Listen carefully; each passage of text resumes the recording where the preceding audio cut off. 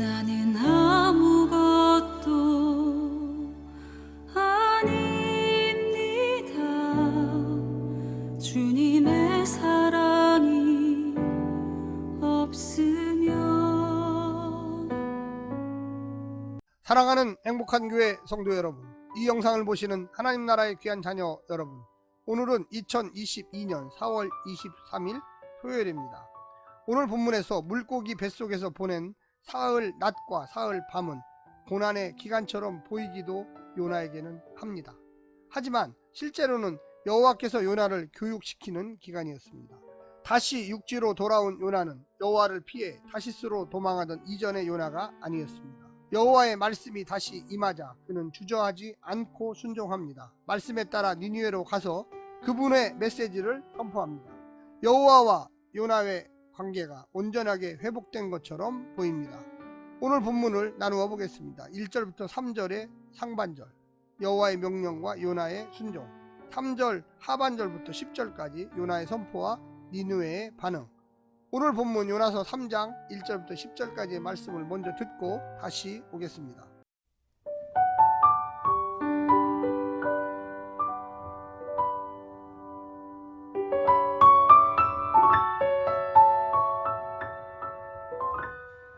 요나 3장.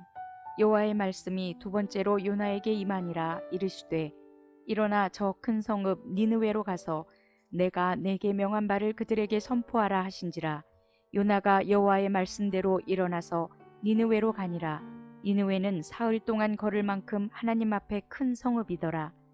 요나가 그 성읍에 들어가서 하루 동안 다니며 외쳐 이르되 40일이 지나면 니느웨가 무너지리라 하였더니 니느웨 사람들이 하나님을 믿고 금식을 선포하고 높고 낮은 자를 막론하고 굵은 베옷을 입은지라. 그 일이 니느웨 왕에게 들림에 왕이 보좌에서 일어나 왕복을 벗고 굵은 베옷을 입고 제 위에 앉으니라.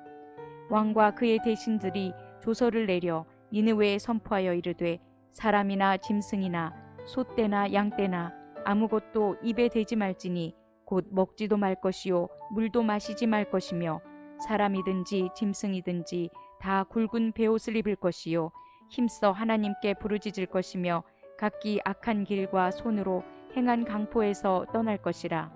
하나님이 뜻을 돌이키시고 그 진노를 그치사 우리가 멸망하지 않게 하시리라. 그렇지 않을 줄을 누가 알겠느냐 한지라.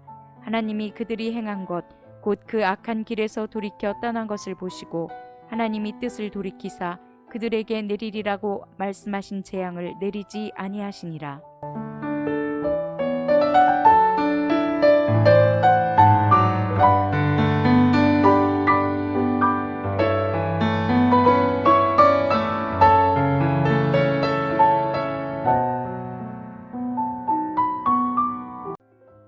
(3장은) 여러 면에서 1장에 병행합니다. 등장인물도 거의 같습니다. 여호와와 요나는 동일하고 선장과 선원들 대신 니느웨의 왕과 대신들과 주민들이 등장하지만 이방인이라는 점에서는 차이가 없습니다. 긴장은 모두 요나로 인해 촉발되는데 한 번은 그의 도주가, 한 번은 그의 선포가 원인이 됩니다. 사건을 이끌어가는 동인은 여호와로부터 나오는데 한 번은 여호와께서 내리신 큰 바람이고 한 번은 여호와의 말씀이었습니다. 이방인들의 반응도 동일하게 모범적입니다. 선원들도 니느웨 왕도 여호와께 호소하며 자신들의 생명을 그분의 뜻에 맡깁니다. 여호와의 반응 또한 다르지 않습니다. 바다를 잔잔하게 해주시거나 재앙을 내리지 않기로 하십니다. 1장과 3장은 거의 쌍둥이와 같습니다. 차이가 있다면 요나의 모습입니다. 더는 여호와께 맞서는 요나가 아닙니다. 요나는 여호와의 명령을 충실히 수행합니다. 요나가 이전과는 바뀌었음은 분명합니다. 그런데 1장 14절의 선원들의 고백처럼 주 여호와께서는 주의 뜻대로 행하심이니이다 라고 하는 그들의 고백과 요나의 고백이 같은지는 다음 장을 기다려 봐야만 하겠습니다.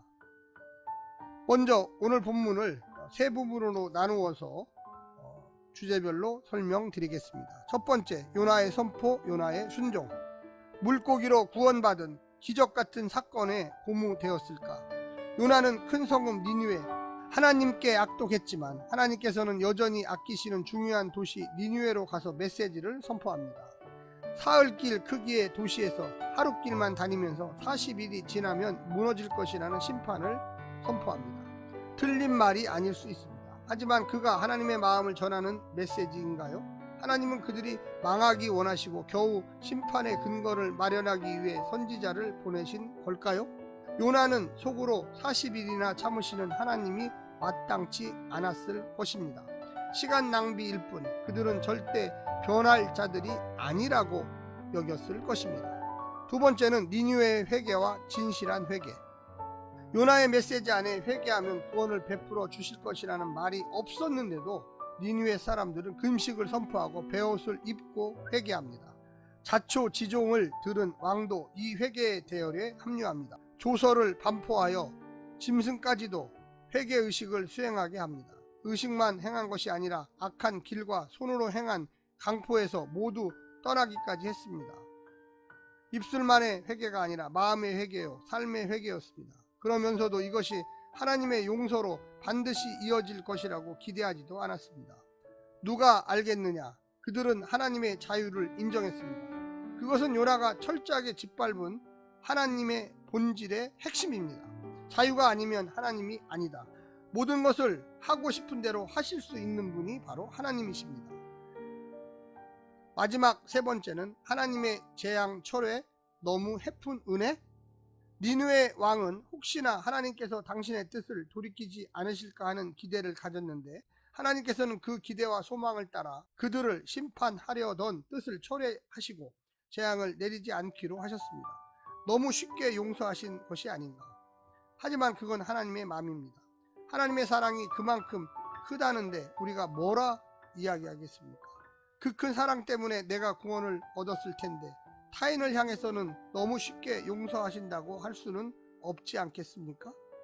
하나님은 우리가 생각하는 것 이상으로 우리를 아시지만 우리는 우리 자신도 모르고 있습니다.